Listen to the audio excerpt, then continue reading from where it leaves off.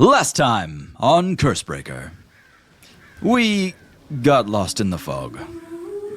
It didn't take long for our afternoon to transform into a fun little miniature hellscape, complete with barbed bloodworms and jet black nightmare mushrooms. Tibio got separated from the party and had a run-in with one big bad evil curse. It took control of Tibio's exoskeleton and nearly crushed him to death, but Gaspard's singing seemed to shut him down. The rest of us made it out with the help of Judge Malborough's portal magic, and we finally found the peaceful village of Mémoire. We're not out of the woods yet. I mean, we are, kind of, but there's something big coming. I can feel it.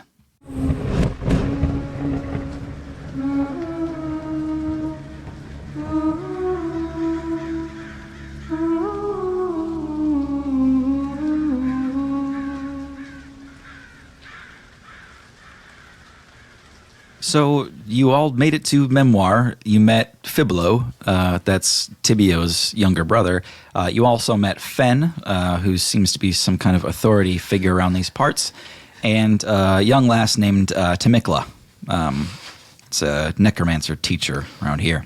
After a very noisy introduction to these folks on the bridge just leading into town, after Fiblo almost shot some of you with a... bone? Yeah, a bone crossbow. Crossbone. Shoots little bone shards. They lead you back into town, and this place is beautiful.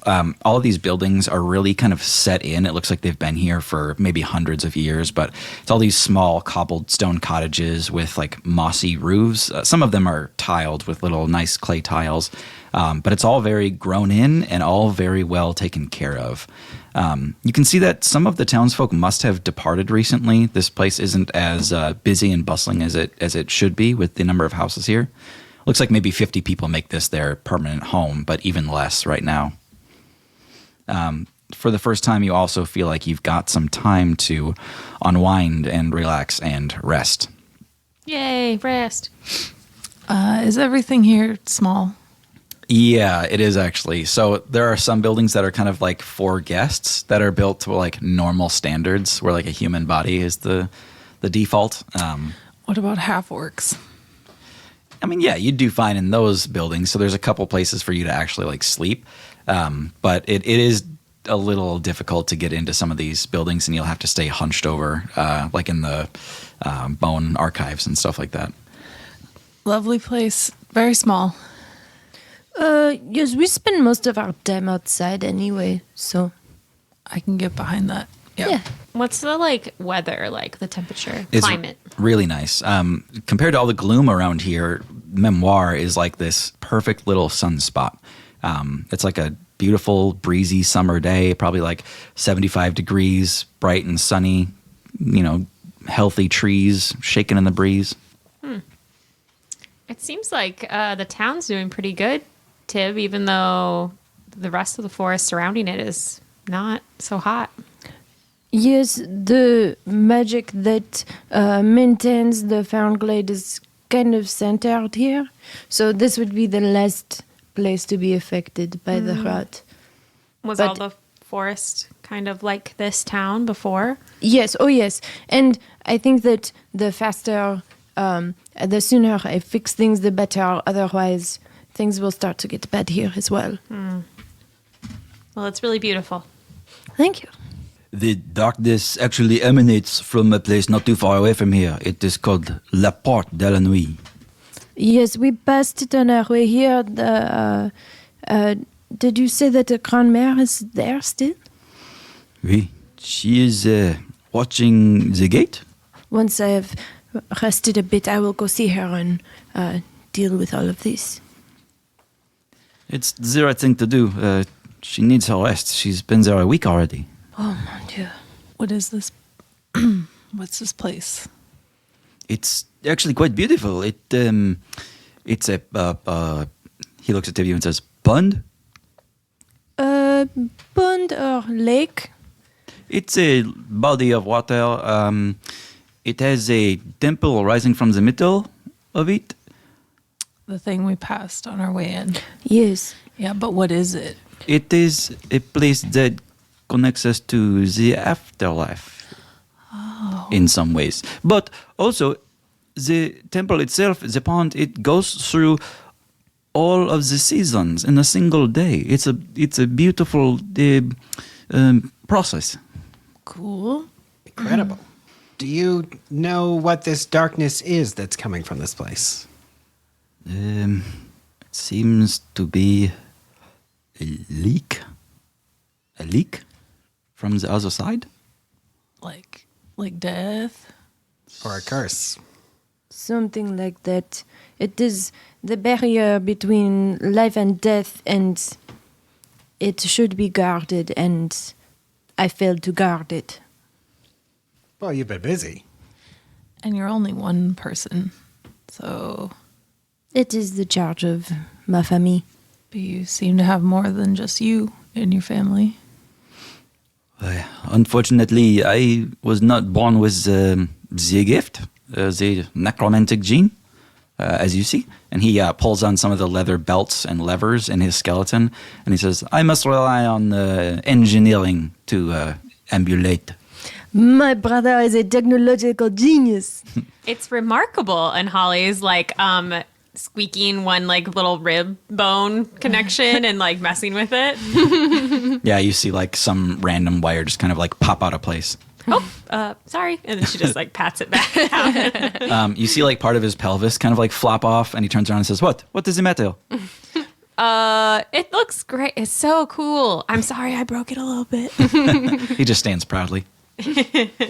Will we be allowed to go with Tibio to Laporte?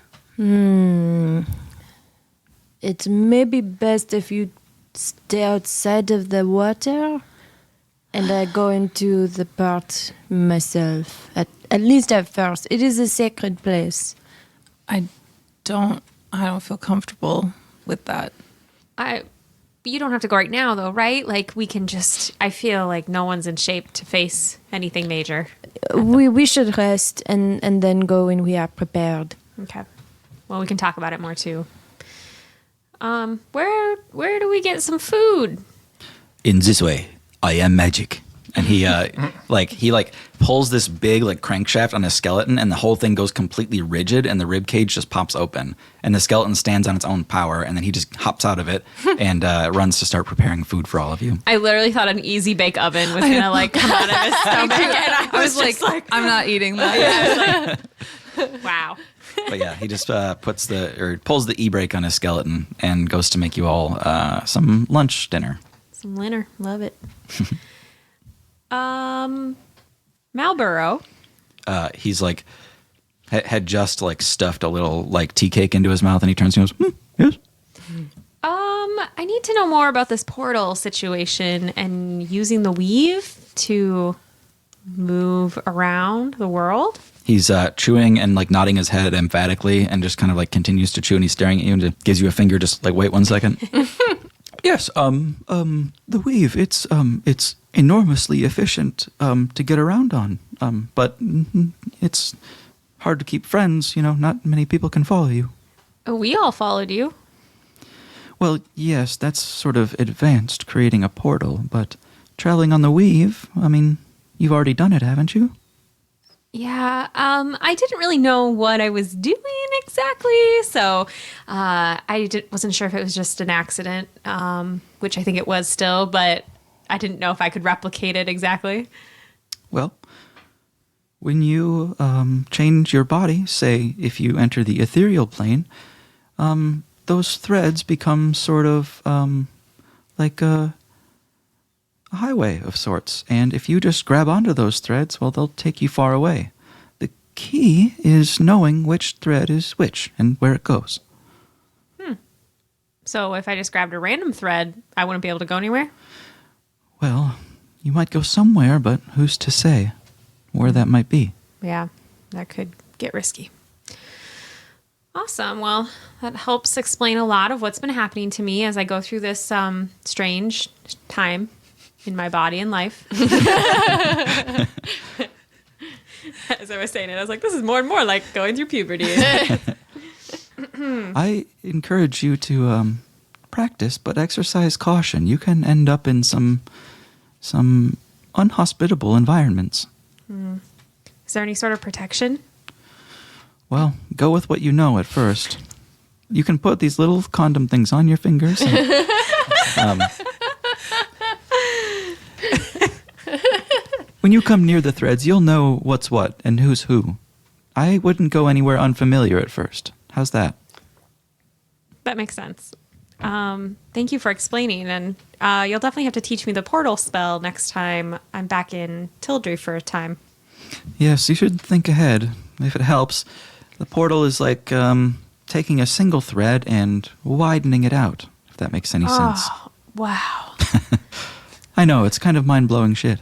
Holly is like dazed after he said that, just thinking about how that would work in her mind's eye. So she's kind of just like now just stunned into quiet. Have you been back to Tildry since my trial? He gets like real quiet and kind of looks down. He says, "No, I don't think I will." Do you even know what happened there? How it ended up? I've done some work to gather news, but I don't know the specifics. He's gone though, right? He's gone. Gonish. Not in spirit. Flan's still around. Flan is also terrible, but not as calculated. Just as dangerous. I'd be willing to bet a judge's face is not the first thing the people there would want to see, so maybe you're right to stay away. I've made my peace with Tildry being behind me. Yeah, just, did the cowardly thing and ran and didn't pay for it. He kind of nods his head and stares at the floor. So what are you doing now? Just making portals and walking around and... Well, I'm trying to do what I should have done all these years, and it's fight for the right side and maybe take some risks. Well, I'm glad to hear it. Good for you, old man. And Holly smacks him really hard on the back, a little too hard. He like flinches before you even hit him. It's just so vague. You guys are fine with that? I mean, he was like, 3 cities ago, so I'm just kidding. He does not seem to be doing any harm here, and he did try to help us in some way. It's not always easy to do what's right. I don't begrudge him anything. I know you're all going through something. I don't know exactly what you're chasing or what you're trying to solve, but I know some pieces of it, and I can help you get around if need be. Yeah. That sounds dope. Because I feel like you make the right decisions even when I can't. The Marlboro Mobile. Marlboro Bill. Marlboro Beal. Sorry, I was like trying to get there. Did we ever get there? Nope. We'll workshop it. I think that would begin to pay us back. Yeah, definitely. Snack does not want to be the one to tell Carl of this. What are you going to tell Carl? That we have new transportation and his services are not needed. Yeah. You didn't seem to have any problem giving Bidet away. Bidet is serving a higher purpose now. When he mentions bidet, I phase out. Yeah, you start to hone in on the tracking ring, and it's really far away at this point.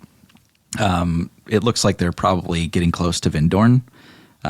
You guys, of course, are all the way east into the Fernglade, deep in there. It seems like they've stopped for the time being. Doesn't look like they're moving at all right now. Okay. Are we just sitting, hanging out? Yeah, you're all just talking, chilling. I'm just going to kind of half keep an eye on the ring. And just kind of stare into it. Trying to catch a glimpse of Dave. You know when you unfocus your eyes? Yeah, like a sunspot or something. Yeah. Yeah. I'm not looking at anybody right now. So that's what I think. What do you think, Uli? About what? We were talking of giving a tattoo to Marlboro. Oh, right? hell yeah. Yes. We need to be able to make sure that he is part of our faction. How are we going to let him know we need to move? Well, doesn't he have a Tildry tattoo? Of course. We can just summon him with the little hammer. We could still do another tattoo, though. Right? Little hammer. What? Oh, it's nothing. Is that Tonberry's gavel? Yes. Not yes, anymore. it is. Yes. Well, it's Snack's. It is Snack's gavel. Yes. He you can see him nervously tap his fingers against his lap. I'm like, oh dear. I think we can all agree it's in much better hands now. Yes. And I peed on it a little bit so that it's officially my hammer. Is that how you claim things? Gotta mark your territory. Yes. Remind me never to touch anything Snack has Used to ever pet owned. bidet all the time. Oh, God. Yeah, so I think you guys want to kind of pass the afternoon that way, just eating tea cakes and chatting, Chilling. sitting, chilling. I do want to talk to Fen about the bones I've collected. Zip on. I got My the mini feeling that bones. she's the like archivist type person. Tibio, you've traveled far. Oui, I have some offerings to the archives. Oh. I have this finger bone from King Mumbledundis. Ah, the royal family. Dwarves, yes? Yes, and it is imbued with his essence. Is this something you're looking to donate to the archives? No, I just wanted to include it in the record. She kind of does like a half disappointed, like half smirk. She says, well, can I sketch it and write it down at least? Oh, of course. And also I have the radius of my good friend Veronica Venus, She picks it up and she says, another tease? unfortunately. But I do have the bones that they replaced that I can give back. Ah, yes. Like, Plain ass bones. yeah, standard default bones. These are exquisite, Tibio. You have a good eye for these things. I'm glad you didn't go picking up every Knoll bracelet that you found. As he tucks the gnome bracelet back into his pocket. He just like tucks it behind his back, just like, yes. You know, we've had people coming in with chicken bones before. It's embarrassing. That is truly tragic. Yes, quite. And these look new as well. And she gestures to the spines on your cloak. Ah, yes, a good friend of mine, Gaspard, he gave this to me. Gaspard. We met a Gaspard not long ago.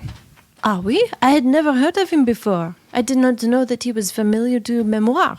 He came through here looking for your parents. What? Yes, he seemed concerned. He knows much of our culture. He says he also lives in the Fernglade. Did you know that? I just recently found out, but when did he come to look for Mère and Père? Maybe a month ago, just over. Thank you for the information. It is good to know. It's strange. He's so soft-spoken, but it seems nothing I said was information to him. He seems to know much more than he lets on, and his power is quite mysterious.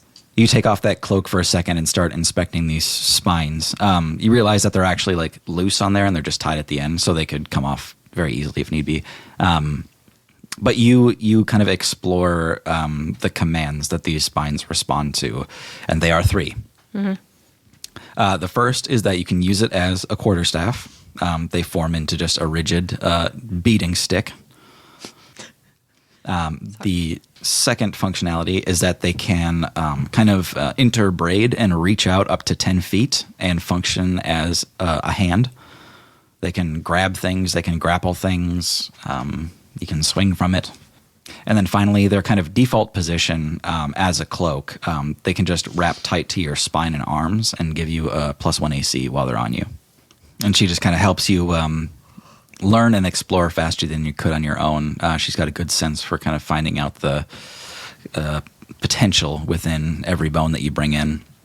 And so she just helps you like reach at things across the room, and you just like pick up a goblet and bring it to yourself from 10 feet away. And Cool. Oh, thank you so much, Fen. I appreciate your time. Yep. And scene. So on.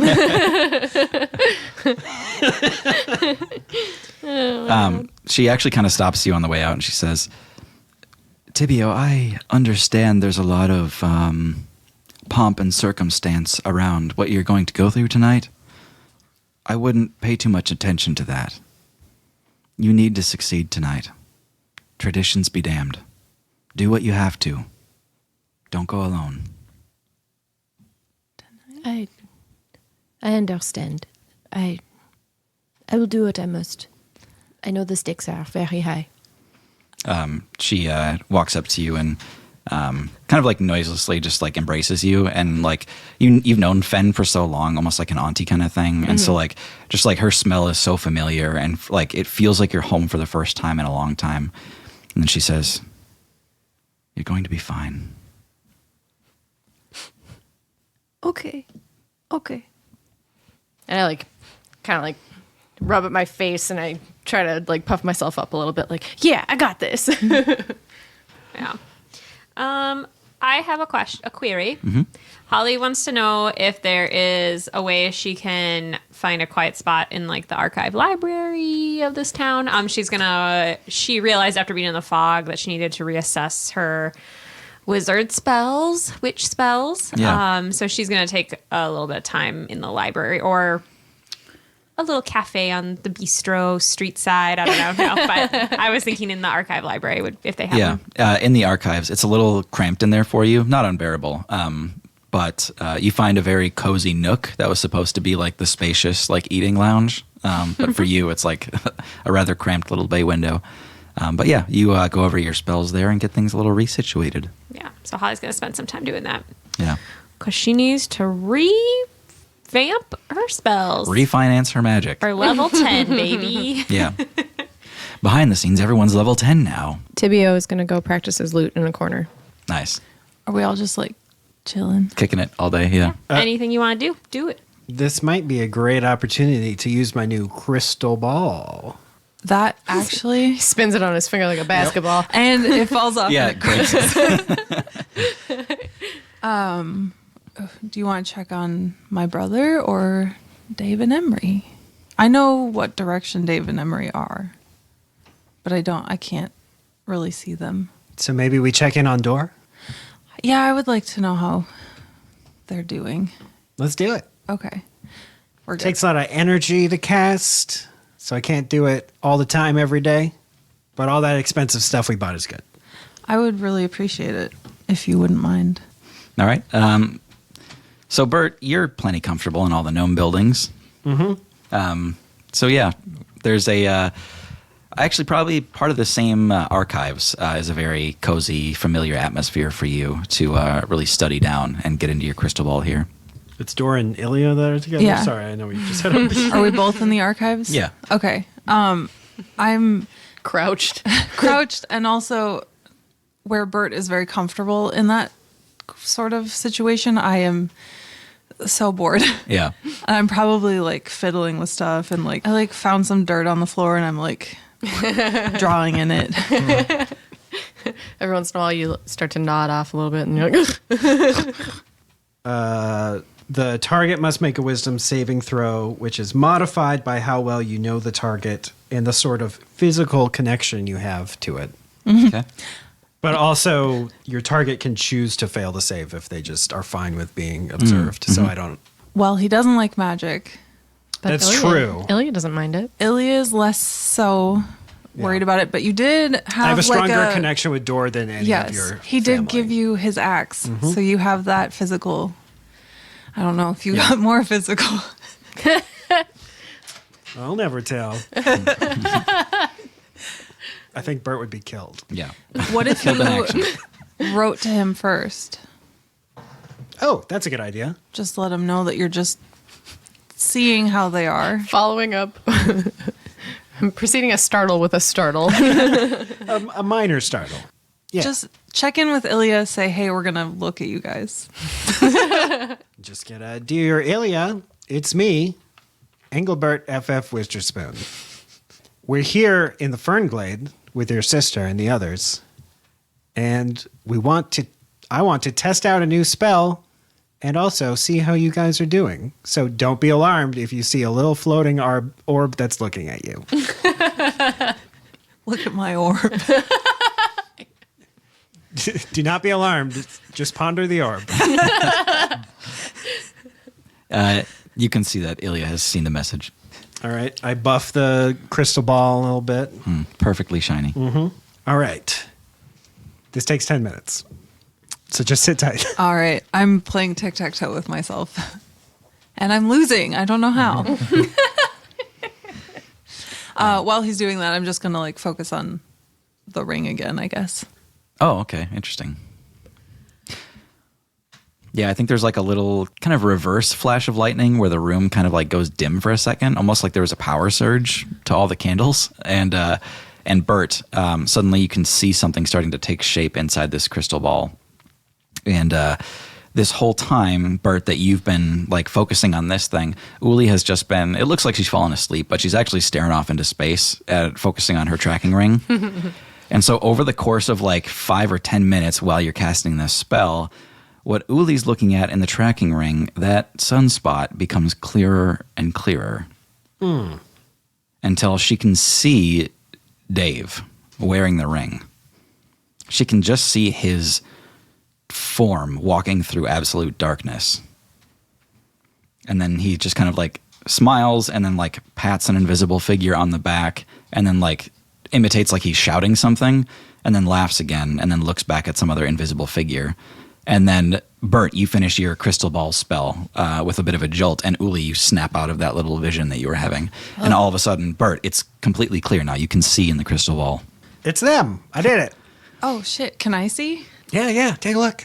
Yeah, so it's like an optical illusion. It's the same from all sides, no matter how you perceive it. But you can see Ilya and Dor are both belly down on gravel, and you can see this like large, dusty tarp that is covering a wagon, and they both have their heads down on the gravel, and you can see that they're like breathing deeply, and they're like partially covered by a canvas.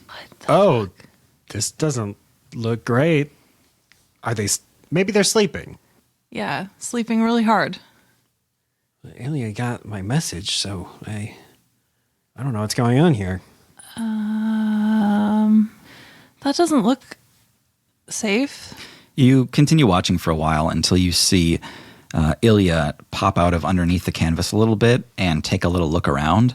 And then you see Dor kind of lurch over, grab Ilya, and like roll her off to the side. And a crossbow bolt just lands in the rocks right where Ilya was. Cool. So this was a bad time to call, maybe. Yeah. They both kind of like roll out of the way, and you see like a following hail of crossbow bolts just kind of land in their immediate area. And like you see them kind of leave the vicinity, and their mouths are moving, they're shouting, they're like throwing shit, and they're trying to get the wagons on the move again. Safe to say they're probably near Vindorn. Yeah. Yeah, and it's a little scary, but if any two can take care of themselves, it's them. I guess, but so much bad has happened to my family recently, and I worry, you know? Yeah, you just gotta have faith that they can take care of themselves. Are you religious? Just wondering. It's the cleric. Faith with a lowercase f. Okay. I was just I didn't want to insult you or anything. We No, just never it's talked fine. about it. I get that question a lot, actually. Well, thanks for checking, Bert. Yeah, sorry I wasn't a little more Brother Bert. a better sight. They're alive That's true. as of 2 seconds ago, so yeah. And Emery and Dave, they seem okay? Yeah, I think I like had a daydream or something. And what did you... I wasn't thinking about Dave or anything. I would never insinuate. I think they're probably okay. Oh, that's good enough for me. What's Snack doing? Snack will try to find stuff to buy. Oh, okay. You kind of go like door to door in all these little like cobblestone cottages, Show me your wares. and like literally nobody's answering. All the like lights are out. There's no smoke pouring out of chimneys. Nothing. All right. I think if I wait 10 seconds, I can enter. So I will wait and then try to go in What? the door.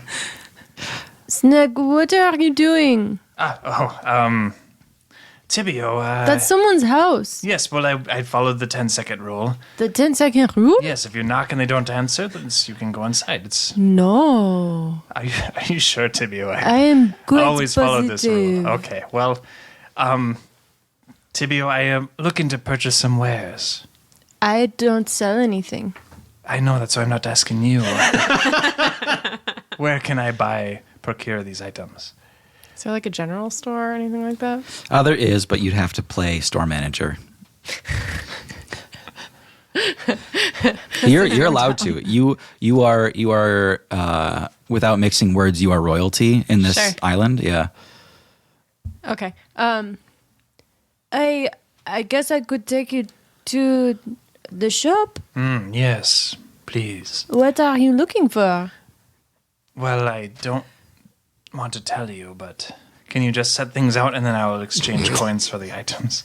You need to know how much they cost. Yes, fine. Well, Tibio, first of all, we need more pillows, and I do not think we need more pillows. I have way too few bones. I don't have any more extras. We need a shelf, and perhaps another rug.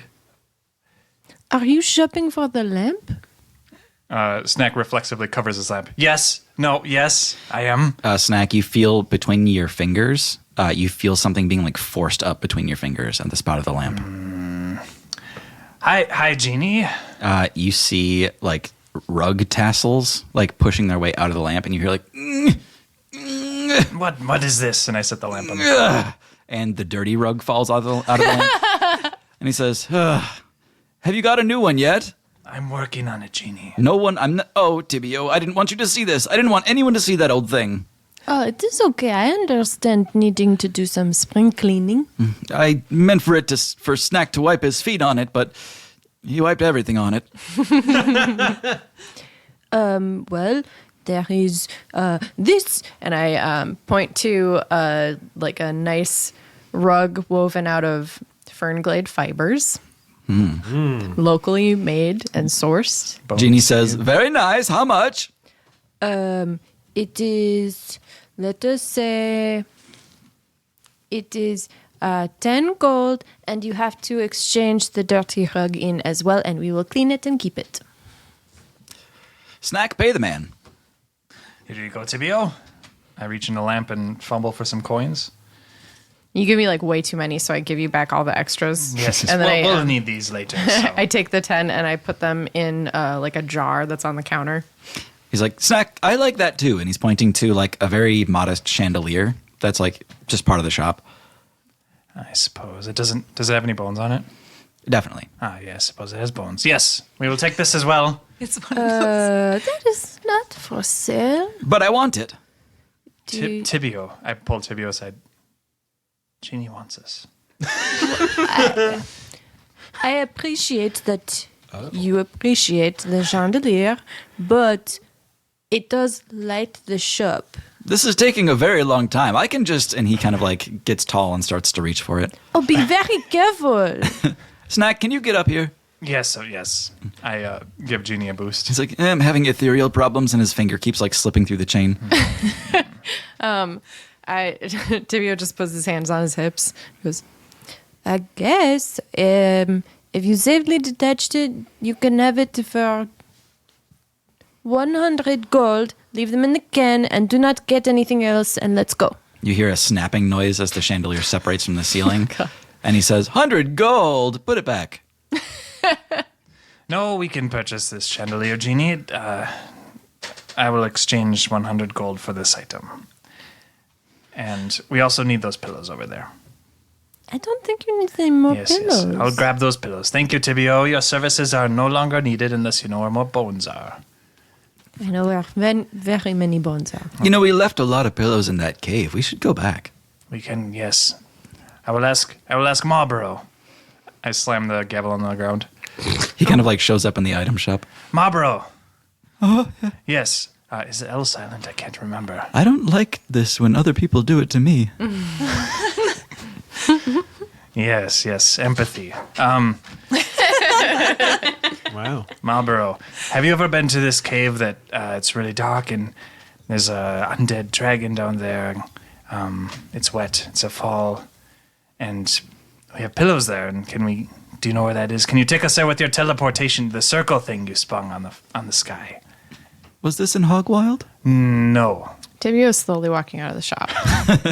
Yeah. No, I'm very animated. I'm like, it's an underground river, and then you hear a voice in your head and it says jump, and you're like, okay, and then you go down, and then that's where Genie is just kind of mirroring everything you do, and he's like, yeah. And then there's like you jump off, and it's whoa, you fall. Oh. Yes. It's on the way. It's on the way to your town that you. And you crash, but there's a genie. Whoa, whoa, whoa, whoa, pillows. Yes, and those kobolds, all those stinky little kobolds. Nobody wannabe died. dragons. Everybody was fine. Gross. It was good. Yes. Yeah. And undead dwarves and stuff. Do you know where this is, Malbro? He left. What? Malbro left while we were talking. Useless. I stuffed the pillows into the lamp. What was the name of the shop? Bone Kia. I was trying to think of the name of the shop the whole time, but that's all I We got. landed on Bone Kia. Yeah. It was Bone Goods. It's a little Bone footnote. Goods. Bone Goods is good. Bone Furniture. TF Max. Tibio from her. No, nice. Sure. Max. It's great. TF Max and Bone Goods are next door to each other.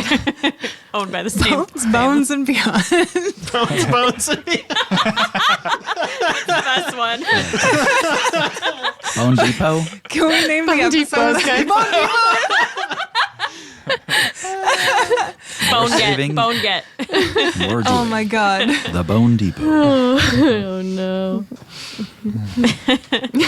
Bones and Noble. That's even better. So many possibilities, and I came up with Bone Kia. All right. So it feels a little weird, but you all don't get moving until evening.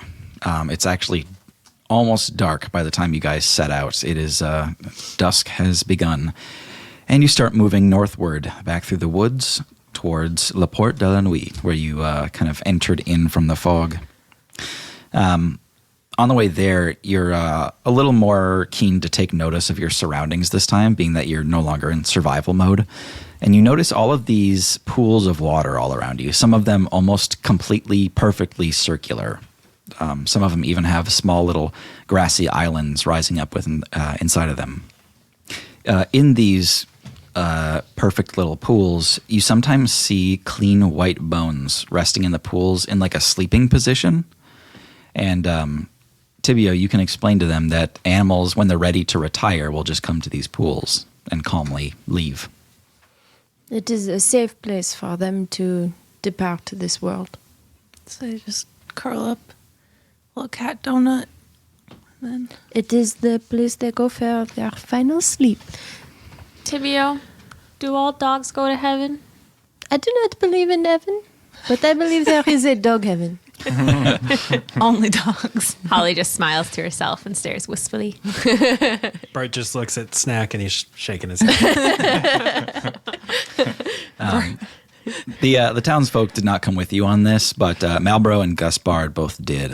They're remaining fairly quiet as you move, but one of them takes note that as it's pretty much become nighttime now, there's no more of that evening sun, but you see in one of these pools is a flickering white light reflecting into the water.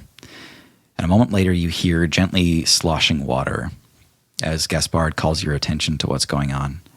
And you see a deer skeleton that begins to stand, but when it stands, it rises up on its hind legs. No. Not again. It's starting to click now that what you had seen before was an entity inhabiting an empty body.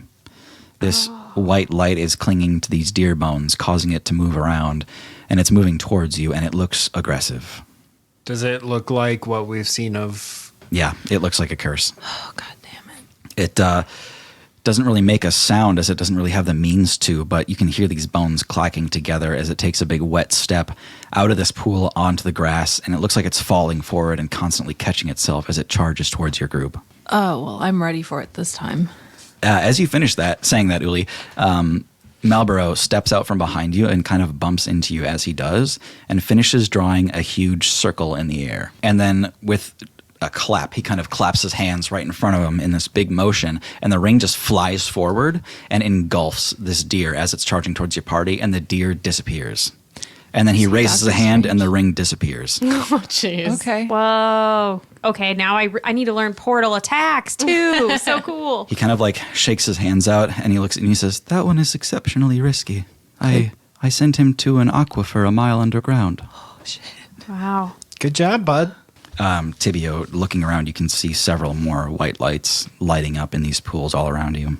I do question why we chose nighttime to face this evil darkness. No questions. Let's go. Holly starts speeding up everyone and like trying to push them along to GTFO. Tibbs, this isn't normal, I assume. No, it is not. This is something very bad. We should get inside and see what my grandmother is, how she is faring. As you arrive on that same little vista that you had seen before that perfectly frames the temple out in the water, you realize why you had to come here at night. The closer you get, the colder it grows. By the time you get there, it is full-on winter. The air is biting cold, and dry snow crunches beneath your feet. Leafless trees tremble and clack in the icy breeze. The lake is frozen solid into smooth, black ice. Windswept dunes of snow erode away in airborne streams, and white, shearing cracks in the ice below disappear into darkness. The same cubic stone temple and the same black archway is rising out of the water, but now that fatally mysterious water is completely frozen over and traversable. Oh, I get it. Gaspard says, I don't think we should go any further than this. He and I. Tibia looks at them and nods. Yes, I think it would be best if it is just us. Malborough says, I'll be sure to dissuade anyone who tries to interrupt. Merci. You're doing the least you could do. Thank you. He gives you a big, jolly smile with his rosy red cheeks. How long does the winter part of night last? Not very, so we should get going. So what are we expecting to find in there? My grandmother and the door. The door? La porte. It's a door. Yes. To the underworld? Yes. Oh. The five of you shuffle over the black ice and walk into the great black archway of the cube. Stepping inside isn't that scary. It's not all that different from being outside. You can tell at normal times this entire temple is full of water. It looks just like almost like a level surface. The howling wind outside is barely audible in here. In fact, all you hear is the echoes of your own movement. But in the center of this room is a stone island rising just a few inches over the ice. And in that island is a staircase that leads straight down into the water. Cool. Is it lit up at all in here? Yes, there are small white torches burning a white fire in little sconces. Okay. Looks like we gotta go swimming again, like in Hogwild. I hope not. When you look down into these stairs, there's no water there. It's open air. Not quite like Ogwild. And Tibia starts going down the stairs. Yeah. Oh, cool. Holly fell. Everyone falls. Holly falls. Well, yeah, okay. I'll hold up the rear. You hold it. I'll be somewhere in the yes. middle. Uli tightens up her glutes. I'm prepared. You all travel down a long stone hallway that's lined by these repeating white torches. And then you can see someone standing at an archway at the end of this hallway. It's a little old lady, a gnome. She's looking kind of tired, leaning on a staff. She's got white hair tied up in a clean little bun. Looks like she's got some provisions laid out for herself so that she could be here for quite a while, including a place to sleep and some extra food stores. As you come down, you hear this dry voice. Tibio? Oui. C'est moi, grand-mère. I'm so sorry I've been away so long, but I'm here now. I can help. She takes a little drink of water and says, Tibio. Part of me hoped you would never show up. That you would just go on living your adventure. It's good that you did. This place needs you. I know now. I know. And I'm here. She says, come here. And she gives you a big hug. I give my grandma a hug. Oh. She says, Tibio, I don't know how much you know, but things, they are not good. I have seen the badness in the Fernglade. I've seen it in the forest. It is pervasive. Our family has much work to do, you see, and... Tibio, who is this? Grand-mère, these are my friends. I know that it is not... Her eyes like dart right to Snack and back to you. She says, who is he? Do you know him well? Oui, this is my friend. His name is Snack. Stand back, Tibio. She kind of like pushes you off to the side. She picks up her staff and points it down at Snack. And she says, Release. Release. No, it's Snack. Release. S. Release. What are you doing? You feel your lamp start to shudder, and you hear, what the hell is this? Tibio, your grandma's being rude to me. Release! And the lamp kind of bursts open, and Genie is in the room. And he says, Snack, I don't get this. And he's like shuddering and kind of like moving towards Sakura a little bit. I step in front of them. Wait, Grand-mère, please. She kind of like presses you to the wall, Tibby, and she says, this is what we are after. And she says, back with you. And she points to the archway behind her, and she says, release. Not this one. And Genie looks down at Snack and says, Snack, I think I'm dying. We must leave, Genie. And can I grab Genie and try to Misty step away? Yeah. Okay. I'm gonna Misty step up the stairs and run away. Yeah, you get some good distance between you and Sakura, and Genie comes with you. And then she looks down at you and she says, this is what is happening. They're coming back. They threaten us. The flow of life, it is wrong. I know that I know there are so many curses in the world. I know that there is so much danger, but Genie is our friend. Tibio, there is duplicity in them. You cannot trust them. They will do anything to remain in our world. He is not doing any harm. He's only helping. He has been helping us destroy curses. You have destroyed? But you call them curses. What is this? I've met so many people on my journey, Grand-mère. It is, there is a group of people called Cursebreakers, and they are hunting the evil magic that is coming through the world. I see. Curses. This is a misnomer. Certainly, a curse helps them get into this world, but Tibio, these are spirits of the dead. What? Tibio, this is why you are here. This is... Tibio, very recently, your parents, your mother and father, are no longer with us. I did not see it for myself, but I feel their energy leave us. And every bone in Mémoire rose to mourn their passing. You must have felt something too. A week ago, maybe more. Did the bones call to you in any way? Yes. Yes, they did. I did not know that. Thought it was me.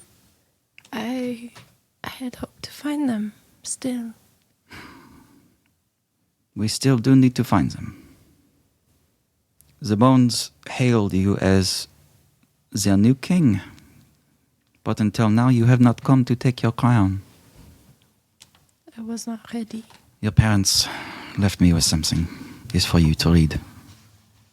I'm sorry that all of this is happening tonight, but it's important. Am I reading this out loud as Tibio?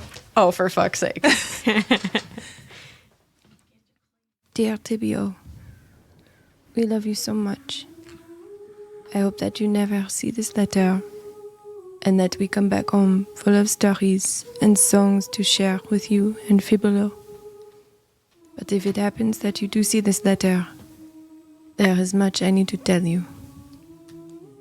As you know, our family has a duty to care for the dead, I am sorry to say that the world of the dead is very sick right now, and we have a lot of work to do.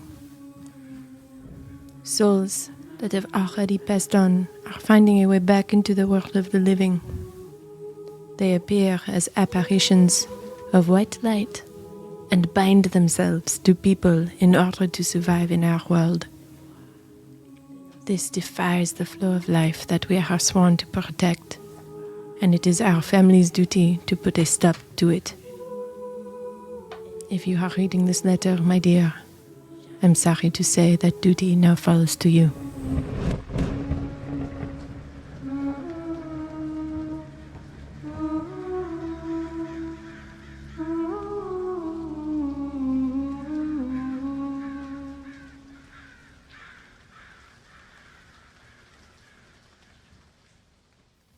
I am sorry, my beautiful Tibio. We have to leave sooner than expected, and I cannot summon the courage to wake you. Forgive me. Forgive us. As much as I want to keep writing and listening to you snore in the next room, we have to leave now. We love you so much. Au revoir. P.S. Read this twice, my lovely. Everything we learn, we will leave for you to find, as you explore the dry depths beneath undying light, and reach the pinnacle of magic itself. Have the courage to travel far to the harshest places, but do not go alone. Saker kind of lets out a big sigh and she says, I read it a few times myself. I'm sorry. How could they be gone? They were trying to stop this, and they came so close, I can feel it. I must finish what they started. I must fix it. I did not know, but I was on that path already. I joined up with the Cursebreakers. I've been trying to send these things back to where they came from. This, Tibio, this is why it's going to be okay. She turns you around and points you towards the archway, and she says, I'm sorry for the circumstances of tonight, but you must succeed in this. Normally, if you were to fail the test, you wait another year, you try again. But we do not have that kind of time, Tibio.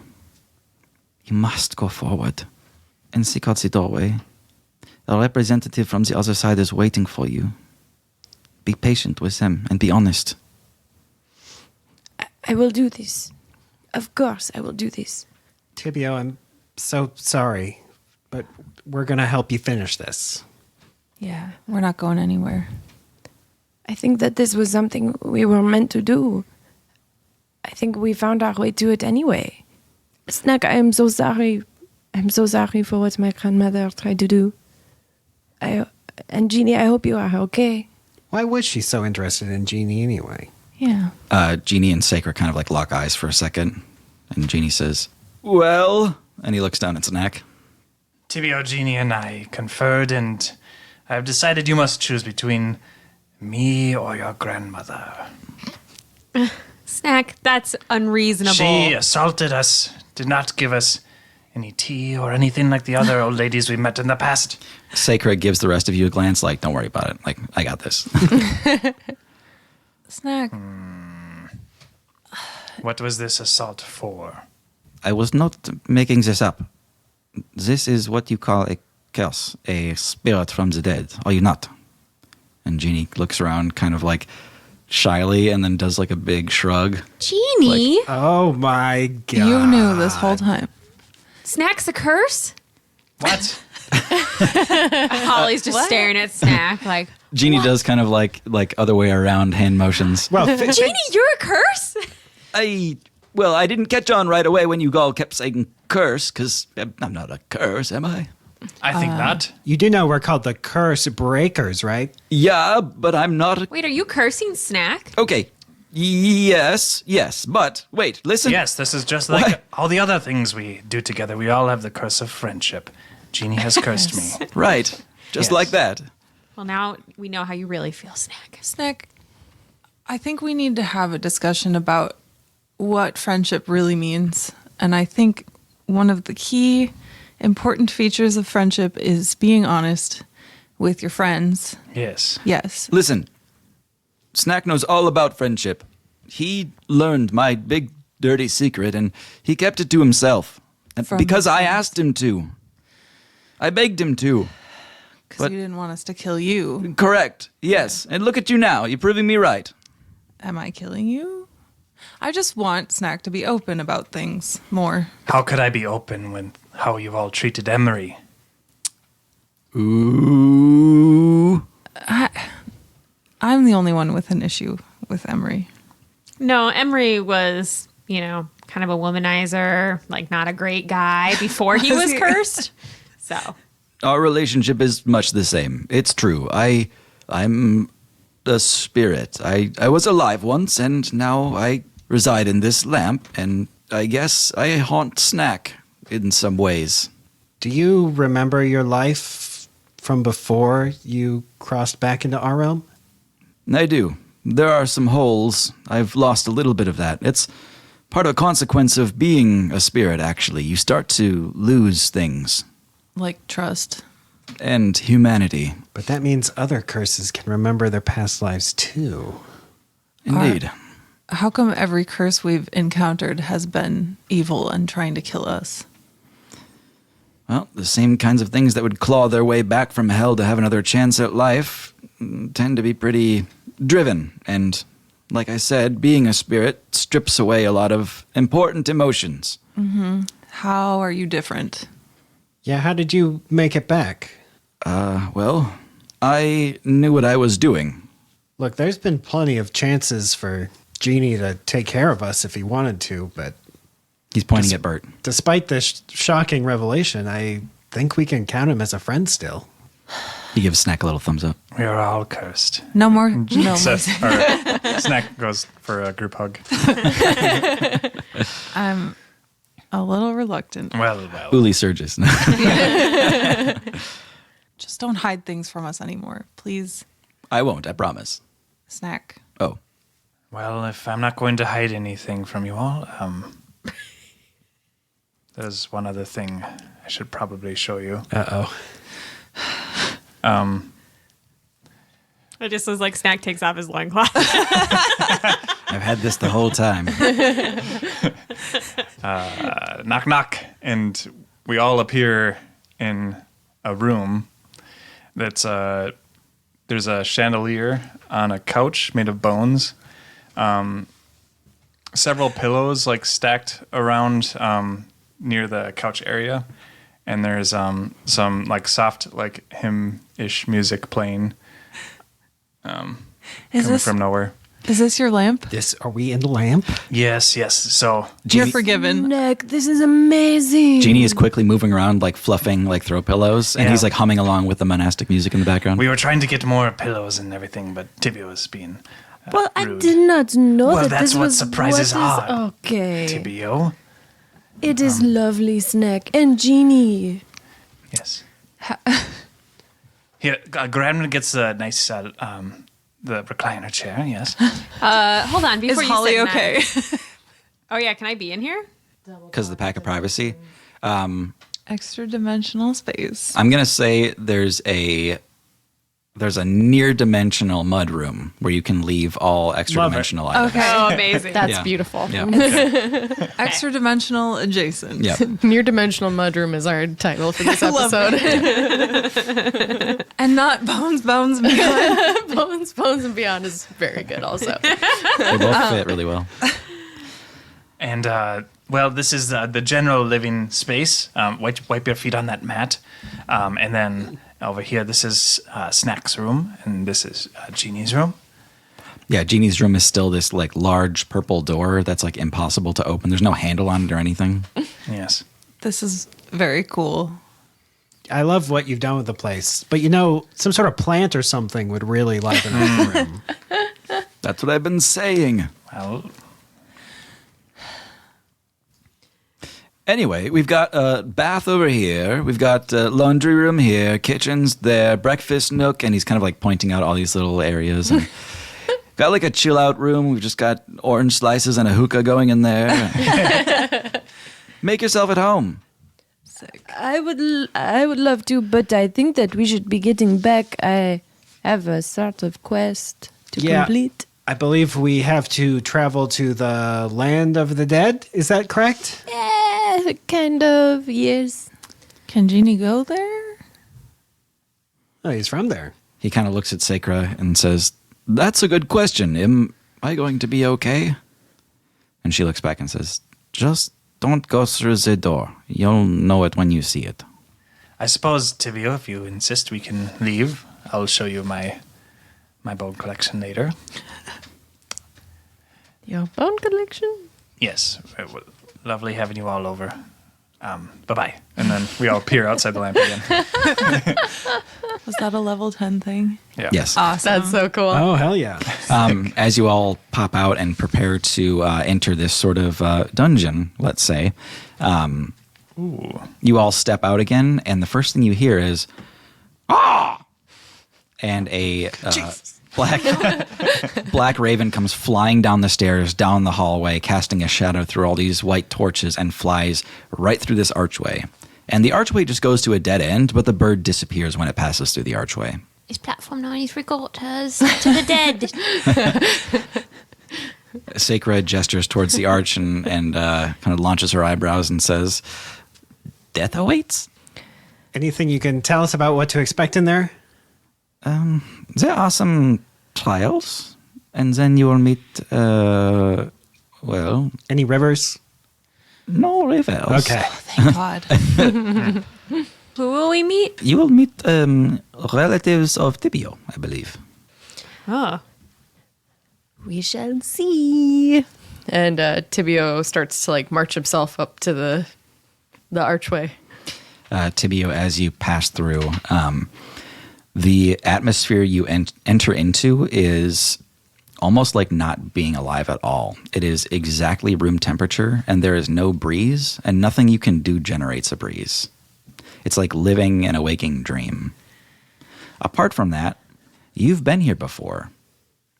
When you touched Veronica's coffin, you briefly saw these hallways. It comes back to you immediately.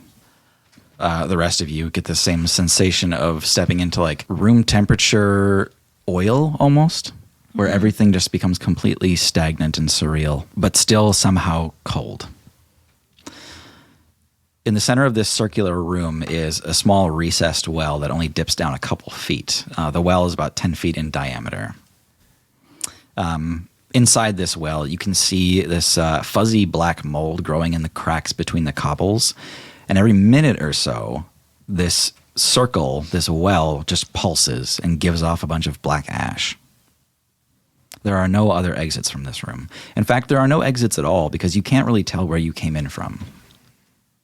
Were we all able to go through the doorway after Tibio? Okay. Yep, no problem. No problem with Jeannie either. Holly, do you see any way out of here? Where'd the door go? And Holly looks back behind her. Yeah. I meant with a weave. Can you see any sort of magical means out of here? Oh, you gotta be more specific, my man. Okay, Holly her gaze goes like slack for a second and she looks off into space. Can she see any weave? I think actually, Holly, you're blinded in here.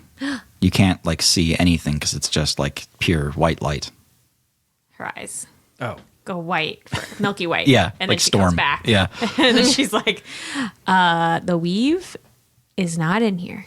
Or the weave is everywhere in here. It is the weave. Yeah, it's so close to the weave that it's too bright to see. Or what he said. Fair enough.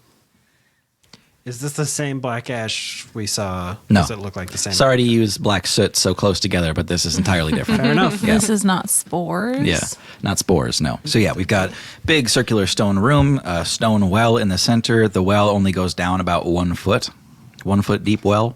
And there's black mold or black moss growing in the cracks of these cobblestones. And then every minute you see the whole thing kind of pulse. You see a little puff of black, and then it just kind of resets. Is there water in the well, or is it just empty? Nope, no water. I would like to investigate the well.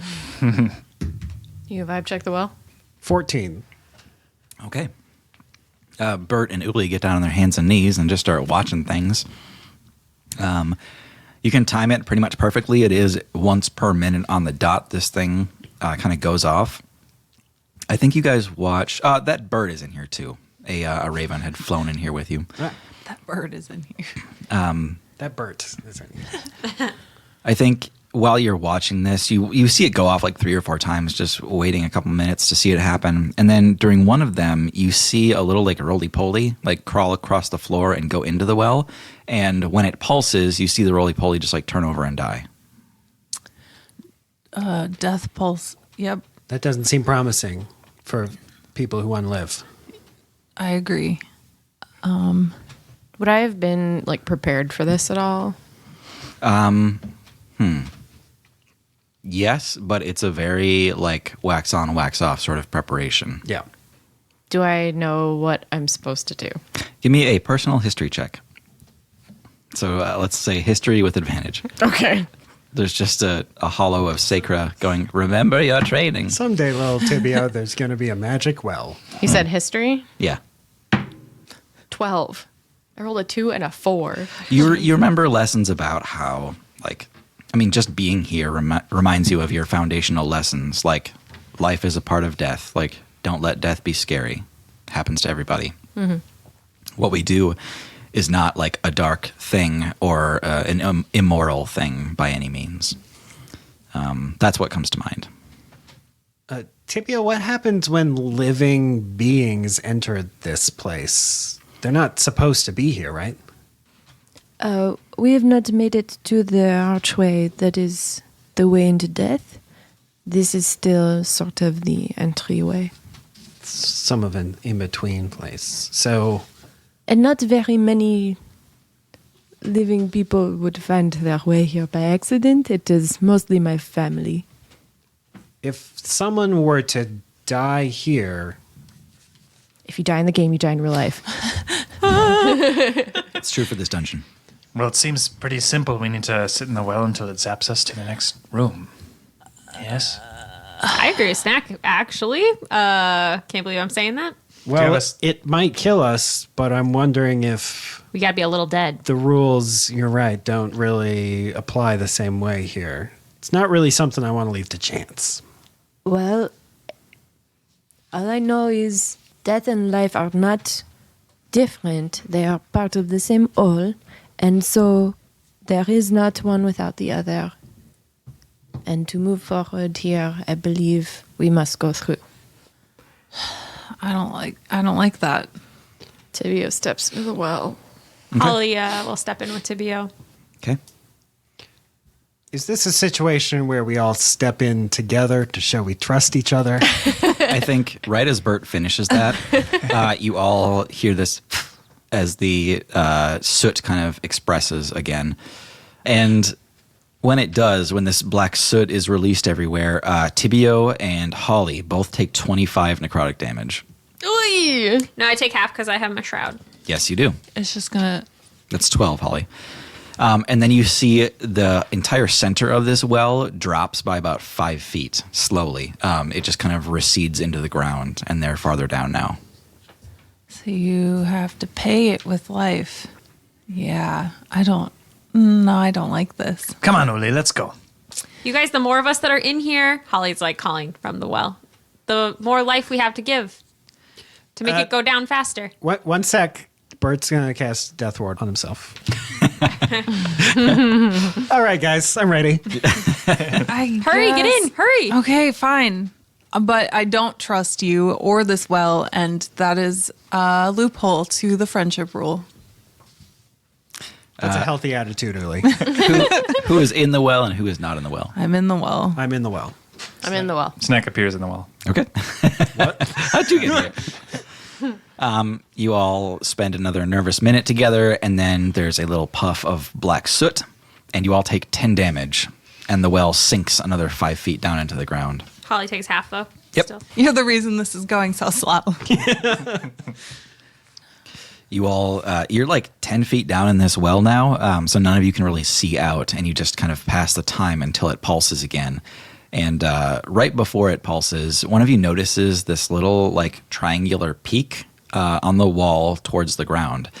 And when this pulse goes off, the well descends again, and that triangular peak turns out to be the top of a doorway. And as this well pushes down, you can now see this doorway right in front of you. You all took another 10 for that last pulse. Holly was correct. The more of you that are in there, the more the damage gets spread. Snack tries to check for traps. 26. Oh my god! How? I rolled an 18. What do you mean how? I feel like you just wrote whatever you wanted on the page, and like no one can read it, so no one can question it. And you're like, "Here's all I the." feel like I'm the only one level 10 right now. I was going to say, maybe It's he's the only plus one 8. doing the math. Yeah, did we like forget to level Did a you few get- times, I think? Oh, you know what? It's actually a 23. I'm sorry. Oh my fucking! Good job, Maggie. It all starts to unravel. I thought you solved traps with charisma for a second. Interesting. that's Interesting not- choice. it's I thought you a punched 23. people with wisdom. What was it before? 26. 26. Hey, So, Snack, you bravely go ahead of the whole party. Is he sniffing the ground like a cartoon dog? yeah. Yeah. I'm he's- from the Underdark, and I'm trying to be cool and know how to do this stuff. Keep in mind, he's 7.5 feet tall. He's like crawling around on the ground. You're all startled when a raven flies in overhead through the doorway and just kind of swoops down straight through this hallway that you're all staring down. And it's a long hallway. On either side, you can see hundreds of skeletons, kind of in these perfect, they're all like facing each other on either side of this hallway. And the hallway is at least 500 feet long. And every 10 feet or so, there's a pair of skeletons staring each other down. Some of them have weapons and armor, some don't. Are the ones facing each other? Do they match? No, Okay. you spend a while trying to like figure out the significance between the pairs, and there's just nothing there. Do you know any of these fellas, Tibio? Not offhand, but I would not recognize them without their skin. Are they gnome bones? Oh. All shapes and sizes. Okay. Can I investigate the first one? Sure. Nope. Don't forget to add your charisma modifier. Dang. 7. Taking 5 psychic damage. Roast.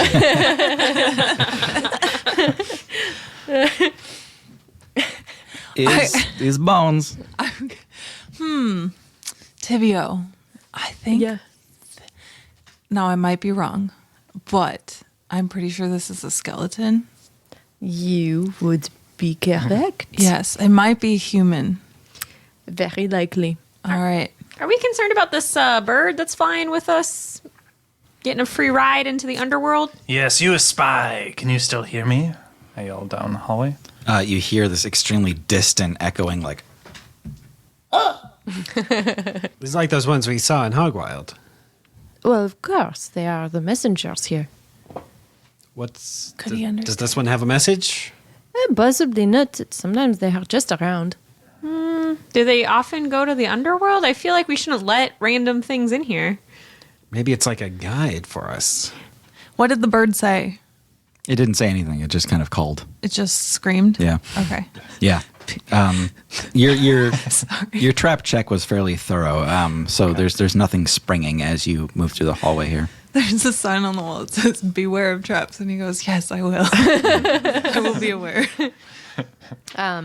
Tibio kind of opens up his necromancy and tries to get a feel for the place.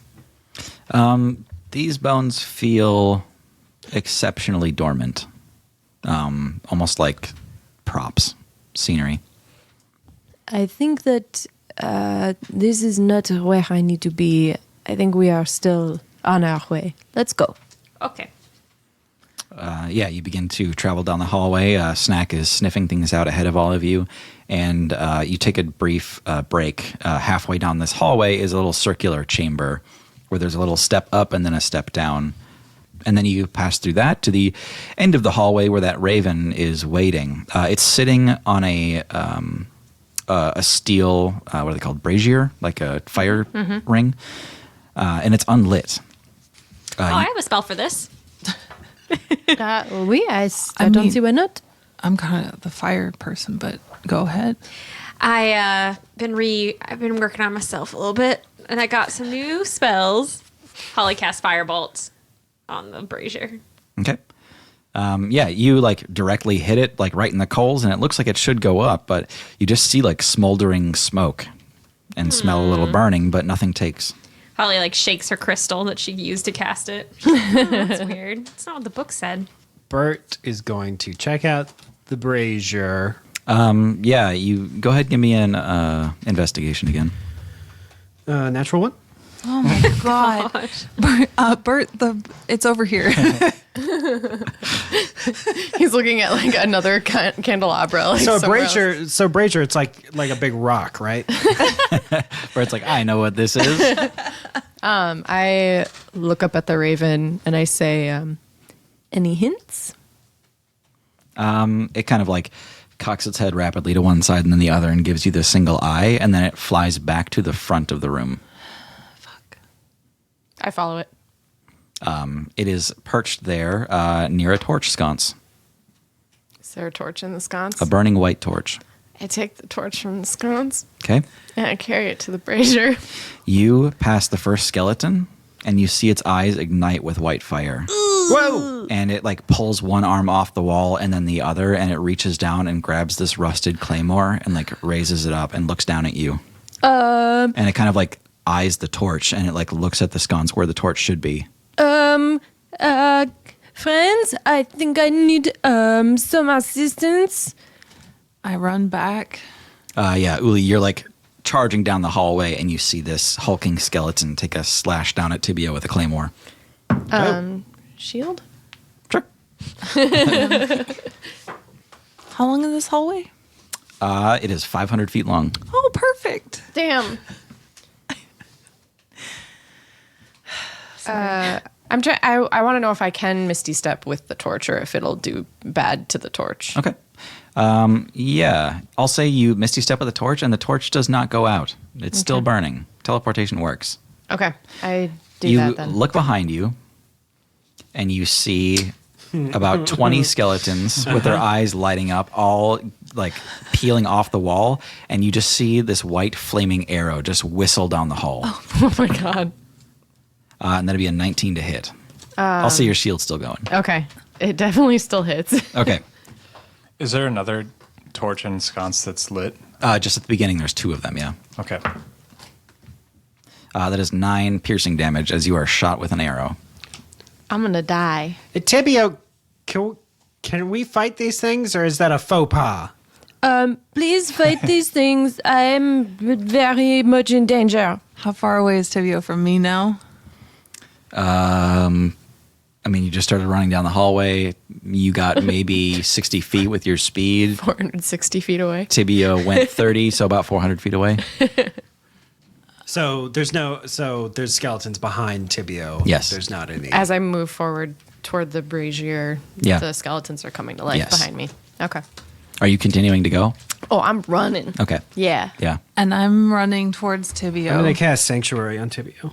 Ooh. Okay. What's the range on that? 30 feet. So I'm not doing that. Okay. Well, I'm going to run towards Tibio. Okay. Yeah. You're right behind Uli by a little bit. I'm running towards Tibio. Holly? I'm just by the brazier still, maybe? Yeah. End of the hallway. Yeah. Okay. So Tibio, you just kind of continue to panic and run, and you're about a quarter of the way down the hall now, and there is just a hellish cacophony following you. Clacking. Clattering and clacking, and like metal armor like falling off and being adjusted, and swords being like raised and dropped and thrown, and you pass by these 2 hulking half giant skeletons that each attempt to drop a hammer on you as you move underneath them. If Tim's okay with this, I'm picturing like we roll initiative, and if anyone gets to go before the swings happen. That's a good idea. Yeah, let's do that. That works. Okay. Well, let's get better than a 1. Natural 20. I got a 4. We reversed our rolls. I got 18. Wow. That's a snack roll. Yeah, that's what I'm saying. He Bert? got a crappy tibio roll. 12. And Holly? 2. All right.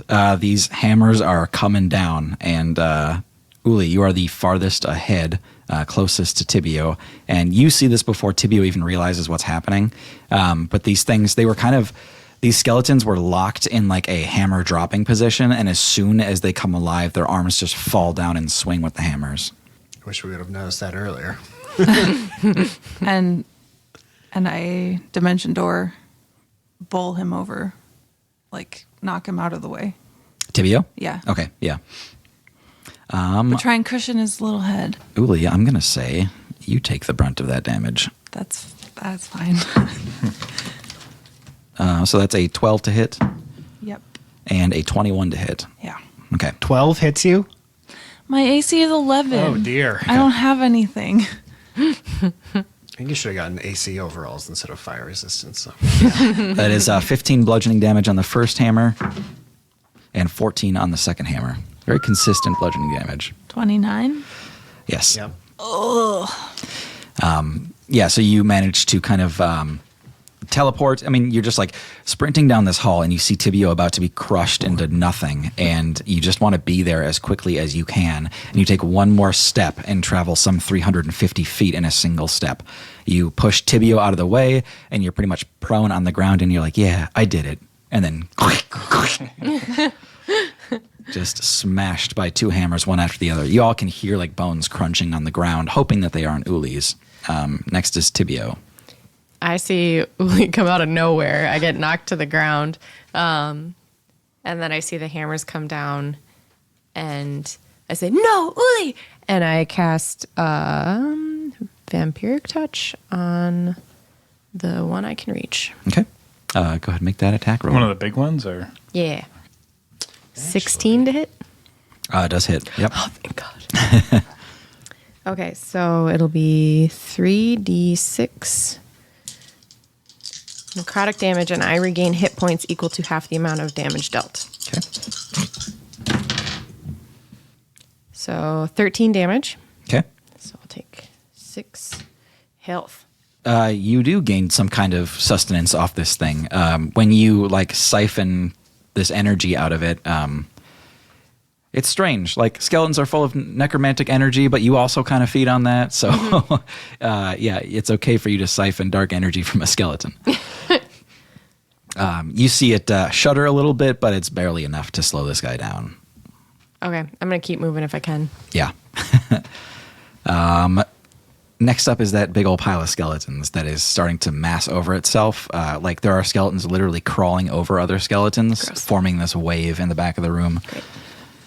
From that wave, another arrow launches. Let's see here. And that is Uli again. That is a non-natural 20 to hit Uli. Fuck. For 6 piercing damage. Oh, that's fine. Okay. And then I'm going to say one of those hammers comes flying through the room like overhead, and it just like crashes into the ceiling not far from you guys and creates a sort of rough terrain of fallen stone and cobbles and debris. Well, Bert, Holly will have to find a new party soon. Next up is Bert. Am I able to reach these two? These this guys? turn? Not quite. I'd say you're like almost to like the halfway point, and they're not far from the halfway point either. I'd say you're within 60 feet with the rubble separating the two of you. Yeah, I'm going to do this. I'm going to move as far as I can toward Tibio and Uli. Mm-hmm. I'm going to raise my book in the air and channel divinity to turn undead. Oh, fuck yes. Okay. Fantastic. Get out of here, undead. Can't you see nobody wants you? Question. Yeah. Does Tibio's skeleton... Yeah, I wondered about that, but I didn't bring it up. Yeah. Tibio's like, yeah, Bert, can you make it stop now? I mean, Tibio doesn't need his bones to proceed. No, but I'd like them. There's plenty of bones here. So this one is just if they fail wisdom saving throw, they run away from me. So I divided the skeletons into like tiers of like strong ability. Okay. With those giants being at the top of it.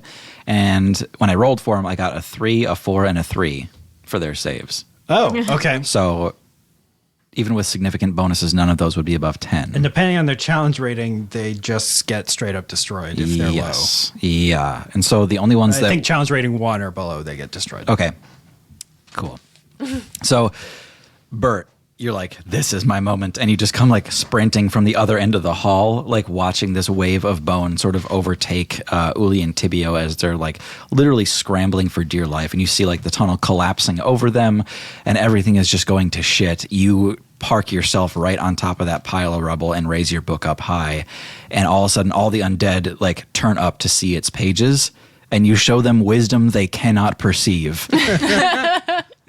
The both of you look up at these glowing pages and just become dazed for a moment as you look at its light and this radiant glow. You feel the skeletons start to shudder, and 75% of them turn to dust. Wow. Holy shit. The other remaining few like shield their eyes, even though they have no eyes, and begin to scramble towards the back of the place. The skeletons that are still in these recesses in the walls have all like turned around to face the wall and are now just like trying to like flatten themselves up against the wall so as not to face what Bert has. Oh my lord. So I think my skeleton would be fine because it's not animated, it's ambulated. Tibio's catchphrase. Ambulated, not animated. With that, I mean, for the next minute, all of these bones are either disintegrated or shaking in their proverbial boots. You use this time to make it to the end of the hallway with that white torch and light that burning brazier. And just a few moments after you do, you see the outline of a door being shown in the white light of this torch. And the way forward becomes clear.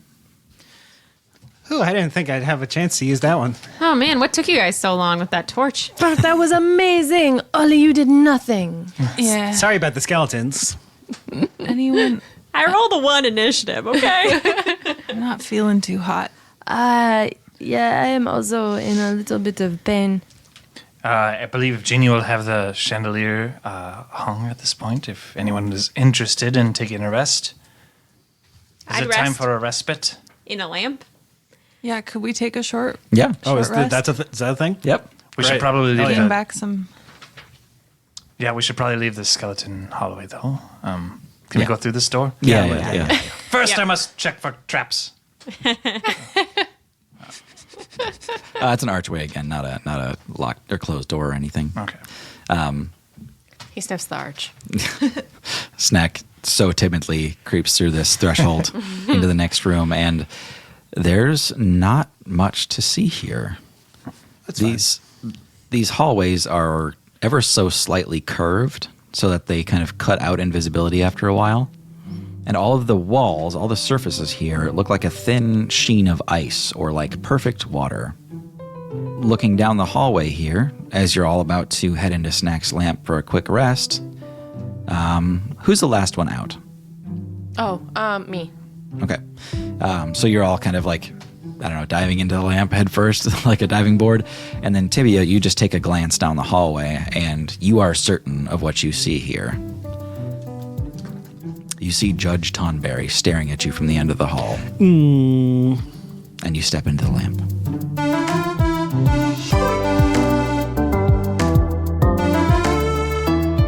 Thanks so much for listening. I'm Tim, your DM and your genie.